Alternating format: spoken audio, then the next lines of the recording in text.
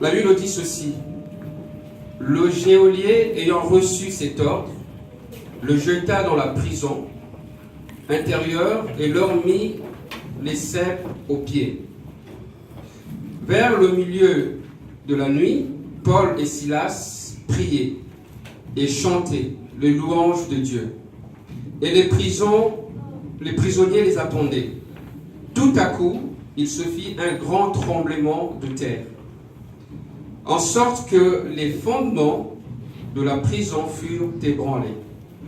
Au même instant, toutes les portes s'ouvrirent et les liens de tous les prisonniers furent rompus. Le geôlier se réveilla et lorsqu'il vit les portes de la prison ouvertes, il tira son épée et allait se tuer, pensant que les prisonniers s'étaient enfuis. Mais Paul cria d'une voix forte: « Ne te fais point de mal, nous sommes tous ici. » Alors le geôlier, ayant demandé de la lumière, entrant précipitamment et se jeta tout tremblant aux pieds de Paul et de Silas, et le fit sortir et dit: « Seigneur, que faut-il que je fasse pour être sauvé ?» Paul et Silas répondirent tous ensemble: « Crois au Seigneur Jésus-Christ et tu seras sauvé, toi et ta famille. » Seigneur Jésus-Christ, nous te remercions, nous te rendons grâce pour ce moment, Seigneur, solennel, où nous voulons écouter ta parole. Nous voulons que tu puisses, Seigneur, oindre chacun et chacune d'entre nous. Ouvre notre entendement, ouvre notre intelligence, Seigneur Jésus-Christ, pour cet enseignement qui va être communiqué, qui va être prêché. Alléluia. Visite quelqu'un aujourd'hui. En ton nom puissant, nous avons prié. Au nom de Jésus-Christ, et le peuple de Dieu dit Amen. Amen. Vous reprendre place, que le Seigneur vous bénisse richement. Il y a un autre verset dans Philippiens chapitre 4, verset 4, qui nous dit que réjouissez-vous toujours dans le Seigneur. Je le répète, réjouissez-vous. Répétez avec moi. Réjouissez-vous toujours dans le Seigneur. Je le répète, réjouissez-vous. Alléluia. L'épître aux Philippiens est une lettre envoyée probablement vers l'an 61 après Jésus-Christ, par l'apôtre Paul à l'église de Philippe. Alors Paul a écrit ce livre pendant son premier emprisonnement à Rome. Alors cet épître invite les chrétiens à vivre leur foi dans la joie. Amen. Alléluia. Réjouissez-vous toujours dans le Seigneur. Peu importe les difficultés, réjouissez-vous toujours dans le Seigneur. Peu importe les circonstances, réjouissez-vous toujours dans le Seigneur. Alléluia. Amen. Paul répète ça souvent.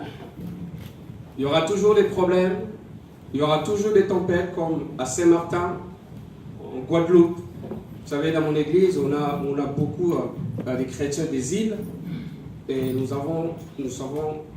sommes touchés par ce qui s'est passé là-bas. Vous savez, les choses peuvent arriver très très vite. L'homme est très très vulnérable. Il y a une tempête qui va arriver et tout sera fini.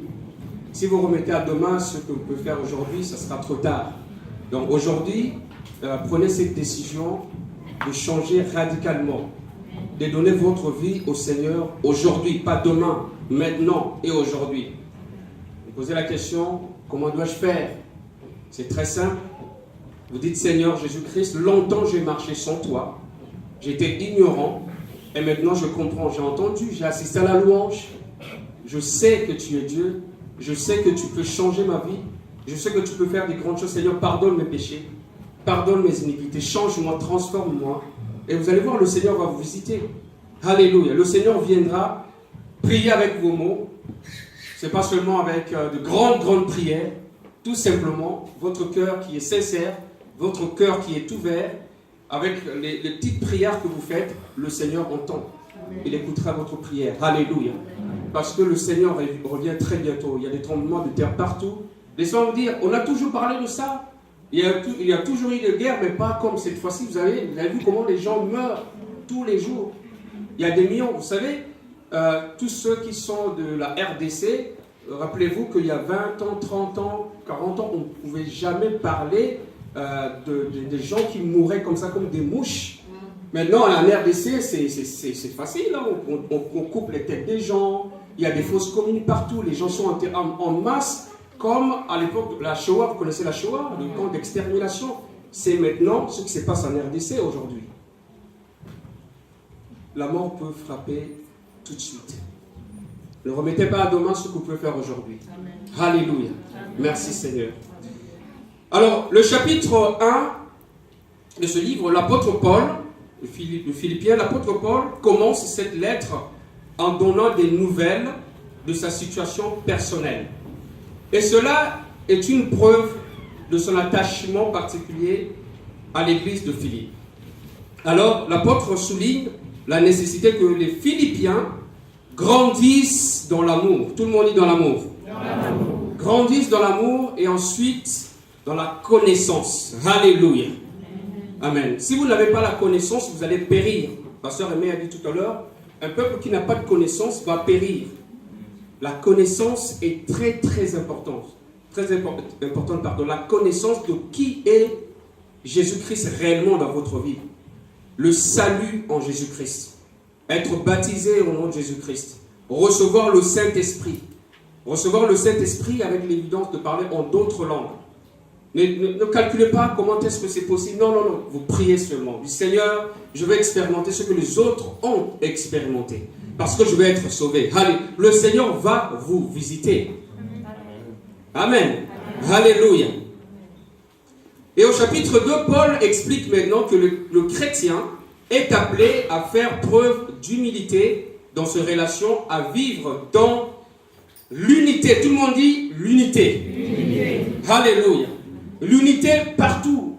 Pas seulement, vous voyez, même les sociétés, les entreprises et tout ça, pour travailler, ils ont un objectif, ils ont un projet, ils doivent travailler ensemble pour décrocher un contrat, pour grandir. Que ce soit dans la famille, que ce soit dans l'église, partout. L'unité est très très importante. Les familles qui sont divisées aujourd'hui, laissez-moi vous dire, une église est forte quand une famille est forte. Amen. Quand un couple est fort. Amen. Alléluia. Vous voulez détruire l'église, détruisez une famille, tout simplement. Vous voulez détruire l'église, détruisez un couple. C'est simple. C'est pour cela que nous voulons des couples forts, des familles fortes. Amen. Alléluia. Pasteur Aimé a donné un exemple ici. Quand vous avez une église de 3000 personnes, il ne peut pas s'en charger de tout. C'est-à-dire, nous avons besoin dans l'église des hommes et des femmes forts, fortes et des familles fortes qui vont faire l'extension de l'église. Tout le monde dit l'extension de l'église. L'extension de l'église. Tout le monde dit l'église ambulante. L'église ambulante. Alléluia. Partout où vous mettez vos pieds, vous pouvez être le pasteur, l'évangéliste, le prophète, le docteur pour cette personne. Est-ce que quelqu'un m'entend? Alléluia. Alléluia. Ce n'est pas à 2h du matin, vous prenez vos téléphones, vous appelez pasteur. Allez, pasteur Aimé, je suis dans cette église. Pasteur Aimé ronfle à 2h du matin. Oui, parce qu'il vient de travailler, il est fatigué, il doit se reposer. C'est pour cela qu'il veut des chrétiens profondément enracinés dans la parole de Dieu. Alléluia. Amen. Amen. Le chapitre 3, selon l'apôtre, Dieu attend que nous mettions notre joie de vivre et notre confiance en lui. Pour toute chose, tout le monde dit pour toute chose. Pour toute chose, tu mets ta confiance en Jésus-Christ. Alléluia. Peu importe les circonstances, Seigneur, je mets ma confiance en toi. Alléluia. Aujourd'hui, vous avez des biens, vous avez tout ce qu'il faut. Laissez-moi vous dire, un jour, tout cela peut disparaître. Mais Jésus-Christ sera toujours là. Alléluia. Alléluia. Jésus-Christ sera toujours là avec vous. Prenez tout ce que vous voulez, mais laissez-moi Jésus-Christ. Amen. Parce que si j'ai Jésus-Christ, j'ai tout. Amen. Laissez-moi vous dire, la première chose que j'ai, j'espère, je sais que j'irai au paradis, j'ai l'espérance de mon salut. Alléluia. La vie éternelle, on ne peut pas l'acheter. On ne peut pas l'acheter. Le royaume de Dieu est pour les violents. C'est pas facile, non, j'attends, le Seigneur va me parler. Non. c'est à moi de me faire violence. Aujourd'hui, je me fais violence du Seigneur. Stop! Alléluia. J'ai assez péché, j'ai assez désobéi. Aujourd'hui, je mets un stop. Toute la Bible, parcourez toute la Bible, on parle que de la désobéissance. L'obéissance et désobéissance. Obéissance et désobéissance. Revenez à l'Éternel, éloignez de l'Éternel. Alléluia. Dieu châtie, Dieu aime, Dieu. On parle que de ça. Vous pouvez courir à l'église, vous pouvez sauter, vous pouvez tourner, vous coucher par terre, prier comme jamais. Mais si vous êtes désobéissant, il n'y a rien qui se passera. Il n'y a rien. L'obéissance. Alléluia. L'obéissance à la parole de Dieu, l'obéissance à tout ce qui est prêché ici. C'est ça qui va vous forger, c'est ça qui va vous former et vous allez devenir une extension pour l'église. Une extension pour épauler le couple pastoral qui est là. Alléluia. L'apôtre Paul illustre cela par une course que nous devons courir. Pour franchir la ligne d'arrivée, on doit courir. Il nous faut 4 éléments. La conviction, tout le monde a la conviction. Avez-vous la conviction aujourd'hui que Jésus-Christ est réellement Dieu? Avez-vous la conviction aujourd'hui que Jésus-Christ peut vous délivrer aujourd'hui? Alléluia. Avez-vous la conviction que tout peut changer aujourd'hui? Alléluia. Moi, j'ai la conviction. Alléluia. Ça, c'est le premier point. Le deuxième point, c'est la détermination. Je dois être déterminé. Laissez-moi vous dire, le chemin est rempli des obstacles, de plein de choses, des vallées, des montagnes. Je dois être déterminé parce que ces gens-là vont dire, mais lui, il ne se fatigue jamais. On l'insulte, il est toujours là. On l'abandonne, il est toujours là. Il est toujours là. Parce que ces gens-là, un jour, quand ils seront convertis, ils vont dire, mais lui, c'est vraiment un modèle. Alléluia. Il ne faut pas s'effondrer. Laissez-moi vous dire, un chrétien qui n'a pas de combat, ce n'est pas un chrétien. Un chrétien qui n'a pas de difficulté, qui n'a pas... C'est rien, Satan rigole de ce chrétien. Quand vous êtes chrétien, quand vous êtes chrétienne, il y aura toujours des combats. À chaque combat, votre onction augmente. Alléluia. N'est-ce pas, frère Pierrot? Alléluia. À chaque combat, je vais de l'avant. Alléluia. À chaque combat, je continue. Venez me combattre. Venez. Alléluia. C'est une occasion pour moi de découvrir encore qui est Dieu dans ce combat. Parce qu'à chaque fois, on peut acclamer le Seigneur. Alléluia. Alléluia. Dans la Bible, on parle de dispensation parce qu'à chaque fois, il y avait une circonstance de Dieu se révéler à l'homme. À chaque fois, il y a une situation qui se passe dans votre vie. Ne l'attribuez pas tout de suite au diable. Le diable m'a attaqué toute la nuit, je suis fatigué. Ah, vraiment? Un chrétien, le diable t'attaque comme ça, tu es fatigué, tu viens à l'église comme ça, là, fatigué, les épaules baissées. Ah non, non, non. Moi, le diable vient dans ma chambre, je me couche et je m'endors en paix. Tranquillement. Parce que j'ai de la puissance. Alléluia. Allez, pourquoi il m'attaque? Parce que il ne veut pas que je gagne une âme. Parce qu'il veut que je sois découragé. S'il vient m'attaquer, je veux gagner encore 2. S'il revient, je veux gagner encore 4. S'il revient, encore 8. Ben, jusqu'à ce qu'il va comprendre. Mais je comprends rien. Finalement, à chaque fois que j'attaque ce gars-là, hein, il y a des hommes qui se rajoutent dans le royaume de Dieu. Le diable cherche les trophées. Vous êtes le trophée du Seigneur. Alléluia. Je vais prendre une décision aujourd'hui. Troisième point, avoir une volonté sans faille. La volonté. Vouloir. Alléluia. Quand vous avez cette volonté, vous pouvez aller très très loin. Seigneur, aide-moi. Le quatrième point, les yeux fixés toujours sur Dieu. Amen. Quand il y a une montagne, quand il y a une difficulté, ne regardez pas cette difficulté, regardez sur cette montagne d'où me viendra le secours. Parce que le secours vient de l'Éternel. Parce qu'à chaque fois, vous regardez cette montagne, à chaque fois vous regardez ce Goliath, vous allez vous écrouler, vous allez tomber. Seigneur, je veux regarder sur cette montagne parce que toi, tu me donneras la force. Alléluia, pour terrasser le Goliath de ma vie. Alléluia. Amen. Et le chapitre 4, l'apôtre Paul poursuit par des encouragements, se réjouir dans le Seigneur, avoir une attitude conciliante. Tout le monde dit conciliante. on parle de l'attitude. On ne parle pas de paroles comme ça qui s'envolent. Contraire à votre attitude. Contraire à votre comportement. Laissez-moi vous dire que l'évangile, ce n'est pas les paroles qui s'envolent, Gabi, non. L'évangile, c'est mon attitude, c'est mon comportement. C'est ma façon de vivre avec les gens, ma façon de parler avec les gens. Les gens voient en moi l'évangile de Christ. Alléluia. Qu'est-ce que les gens voient en vous quand les gens vous regardent? Quand les gens vous observent, ils voient quoi? Est-ce qu'ils voient la haine? Est-ce qu'ils voient la rancune? Est-ce qu'ils voient la désunion? Qu'est-ce qu'ils voient ces gens?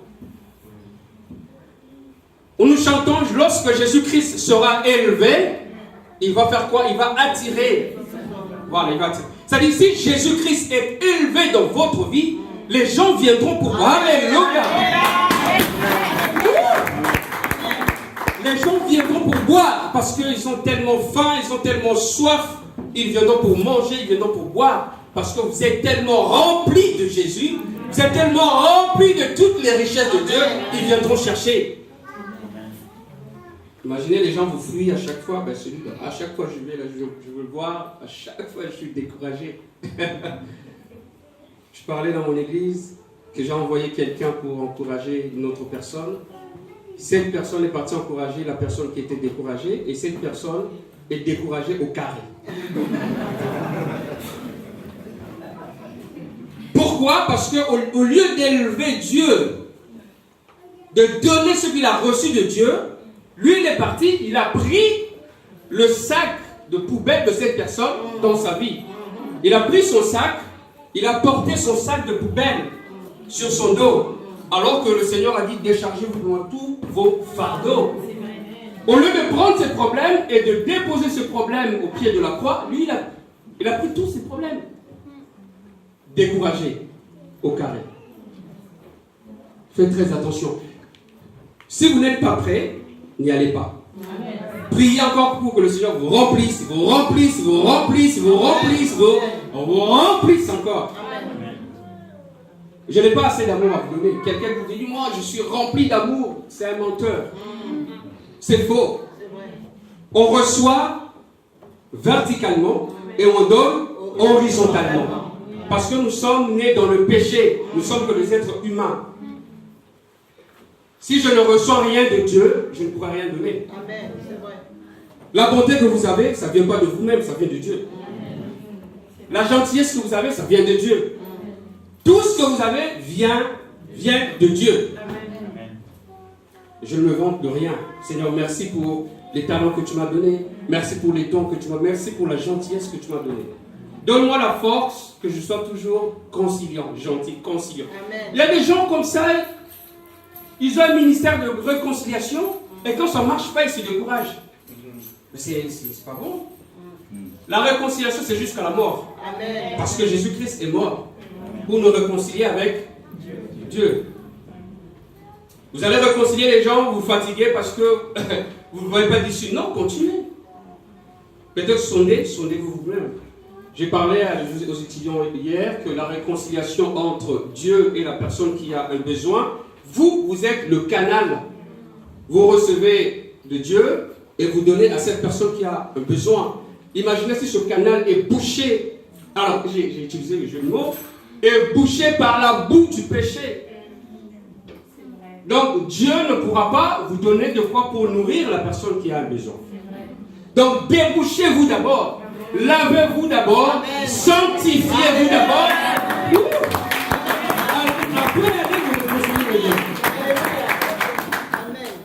Vous-même, vous vivez tellement dans le péché. Comment vous allez réconcilier les gens? Vous avez un problème avec Claudette. Vous avez un problème avec Claudette et vous voulez réconcilier Marie-Jeanne et Annette. Ça ne marche pas. Donc, réglez d'abord votre problème avec Claudette avant d'aller réconcilier Marie-Jeanne et j'ai dit qui? Annette. Voilà. Et là, ça marchera. Alléluia. Seigneur, aide-moi. Je n'ai pas de leçon à donner à personne parce que tout ce que je dis, ça vient de Dieu, ça ne vient pas de moi. Alléluia. Merci Seigneur. Faites-moi signe pour le temps. Sinon, je vais continuer. L'apôtre Paul a prêché jusqu'au matin. Alors, il est à noter que ce chapitre 4 contient des versets puissants d'encouragement. Je vais vous lire 2 versets. Dans Ephésiens 4, chapitre 4, verset 6, la Bible dit « Ne vous inquiétez de rien ». Tout le monde dit « Ne vous inquiétez de rien ». Mais en toute chose, faites connaître vos besoins à Dieu. Comment? Par des prières, des supplications, dans une attitude de reconnaissance, avec des actions de grâce dans notre version, et la paix de Dieu qui se passe fera quoi? Gardera vos cœurs et vos pensées en Jésus-Christ. Et continue. Enfin, frères et sœurs, portez vos pensées sur tout ce qui est vrai. Ouais, vous comprenez le combat spirituel là? Vos pensées sur tout ce qui est vrai. C'est-à-dire, si vous placez vos pensées dans tout ce qui est faux, ben, le diable a déjà gagné. La vérité finit toujours par triompher. Vous connaissez la vérité. Vous savez la vérité. Placez vos pensées là où il y a la vérité. Alléluia. Tout ce qui est honorable, tout ce qui est juste, tout ce qui est juste, tout ce qui est pur, tout ce qui est digne d'être aimé, tout ce qui mérite l'approbation, ce qui est synonyme de qualité morale et ce qui est digne de louange. Toutes ces choses soient l'objet de vos pensées. Seigneur, je veux rester juste. Amen. Alléluia. Je veux être vrai. Amen. Alléluia. Philippiens, chapitre 4, verset 13. Je peux tout par celui qui me fortifie. Seigneur, tu me fortifies aujourd'hui. Je suis fatigué sans toi. Je l'entends marcher sans toi. Les maladies, les souffrances, les circonstances. Je n'arrive plus à gérer quoi que ce soit. Seigneur, tu es tout pour moi. Alléluia. Viens, Seigneur, me visiter aujourd'hui. Viens m'instruire aujourd'hui. Tu vois la situation de ma famille. Tu vois la situation de mes projets. Je peux compter que sur toi. Alléluia. Vous savez, souvent on essaye. On essaie par notre propre force. On peut faire 10 ans, 20 ans, 30 ans pour régler un problème. Ça ne marche jamais. Ah oui, ça ne marche pas. Pourquoi? Parce que nous avons exclu Dieu dans cette démarche. Et exclure Dieu, c'est s'exclure soi-même. C'est s'ignorer soi-même. Parce que nous avons été créés à l'image de Dieu. Vous reniez même votre identité. Je ne peux pas exclure Dieu dans toutes les démarches que je suis en train de faire. Parce que je suis créé à son image. Amen. C'est comme si je vais mettre mes pieds, c'est pastoral ça, mais je veux dire quand même. Je vais mettre mon pied dans une boîte de nuit, je dis, hey, Jésus, toi tu restes à la porte. Hein. D'accord? Tu m'attends là. Saint-Esprit reste là. D'accord? Je vais m'amuser un peu, et puis quand ce sera fini, je vais te récupérer. Non! Laissez-moi dire, ça va peut-être vous choquer. Mais Jésus, le Saint-Esprit, Jésus qui est le Dieu Tout-Puissant, n'est pas un chien. Comme à Carrefour, on vient avec le chien, on laisse dehors, bon, tu m'attends là, ben, je vais te récupérer après. Non! Vous allez dans un endroit, vous laissez Jésus là, non, bon. Non! Partout où vous allez, Jésus doit être avec vous. Amen. Il doit être d'accord si vous devez être dans cet endroit. Oui, amen. Amen. Soit vous êtes chrétien, soit vous n'êtes pas chrétien. Amen. Alléluia. Amen. Dans toutes les circonstances dans votre vie, pensez toujours, est-ce que Jésus-Christ est d'accord pour ce que je suis en train de faire? Mes décisions que je suis en train de prendre, est-ce que Jésus-Christ est d'accord?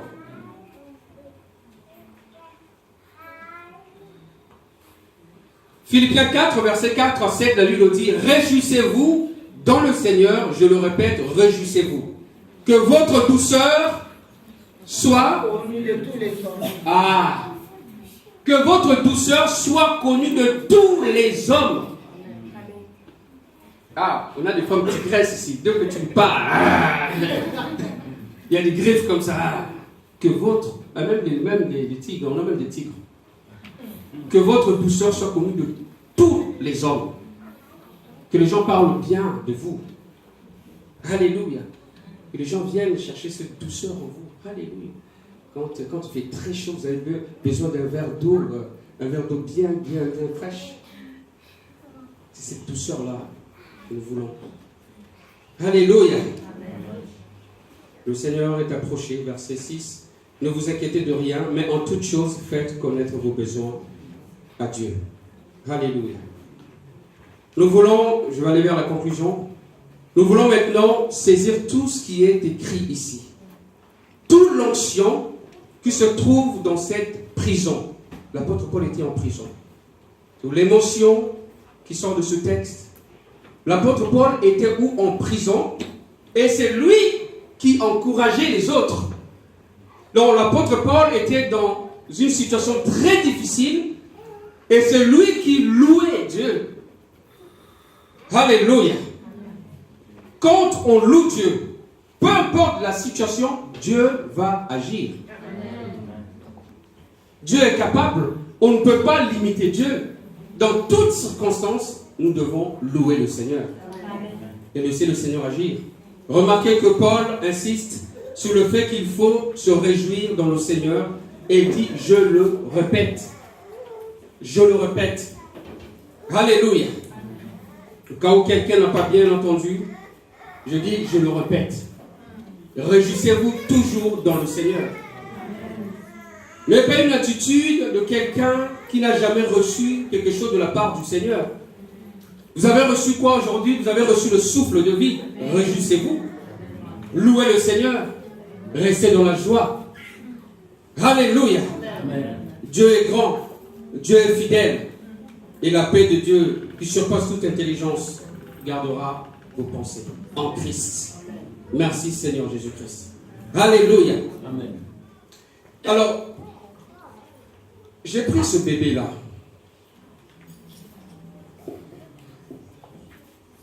Amen. Ce bébé représente quelqu'un qui vient de se convertir. Quelqu'un qui vient découvrir que Jésus-Christ est puissant. Quelqu'un qui vient juste de découvrir que Jésus-Christ peut changer sa vie. Vous savez, quand vous avez un bébé dans vos bras comme ça, ce bébé ne sait pas à quelle heure il doit dormir. Il ne sait pas. Ne commencez pas tout de suite avec des règles. Il faut d'abord commencer à avoir une relation avec l'enfant. L'enfant écoute le battement du moment, vous savez quoi, du quoi? Du cœur. D'avoir une relation. Frère, est-ce que tu peux donner des règles à ce bébé-là? De toute façon, il ne va rien comprendre. Il ne va rien comprendre. Il ne sait pas à quelle heure il doit dormir, ni à quelle heure il doit se réveiller. Des fois, on tape sur certaines personnes qui se réveillent toujours tard. Bon, il est en train de faire son chemin. Il est encore bébé, il va comprendre. Voyez-vous, il y a des gens qui partent au travail très tôt. Ils se réveillent très tôt, 4h, 5h du matin, ils doivent être là à l'heure. Parce qu'ils savent que s'ils ne viennent pas à l'heure, ils risquent un licenciement. Mais avec Dieu, on traîne le pied. On est encore bébé spirituel. Il ne sait pas à quelle heure il doit manger. Est-ce que vous avez lu votre Bible aujourd'hui? Quand on ne sait pas lire sa Bible, vous êtes encore un bébé spirituel. Et la quantité qu'il doit manger, il ne sait pas. Si j'ai une cuillère, si je vais gaver, juste parce qu'il pleure, ça suffit. Le bébé ne sait pas comment s'habiller. Soyez patients. Nous devons être patients. Ce que le pasteur n'a pas dit, ne le dites pas tout de suite. Il y en a qui sont plus spirituels que le pasteur. Il dévance tellement, tu dois faire ça, mais le pasteur ne l'a pas encore dit. Parce que la personne est encore bébé spirituel. Quelle couleur la personne doit mettre? Le bébé ne sait pas comment il doit se comporter dans la maison. Mettez une table là en verre, tout ça, il va prendre, il va casser, il va toucher le bouton, il va faire plein de choses. C'est encore un bébé. C'est à vous de créer cet espace pour lui. Combien de parents adaptent leur maison par rapport à leurs enfants? Combien? On doit être patient. Alléluia. Nous avons beaucoup de bébés, pas seulement dans l'église. Nous avons beaucoup de bébés dans nos familles. Vous connaissez l'histoire de Joseph? C'est pas pour offenser les aînés ici, hein? D'accord? Je n'ai pas cela pour vous offenser, mais je suis obligé de vous dire la vérité. C'est pas parce que vous connaissez l'histoire de Joseph, c'est pas parce que vous êtes aîné que vous... Voilà, non. Si vous avez de la sagesse, Dieu va vous donner l'intelligence pour guider, pour instruire. Est-ce que vous comprenez ce que je suis en train de dire? Alléluia. Nous avons beaucoup de bébés dans nos foyers.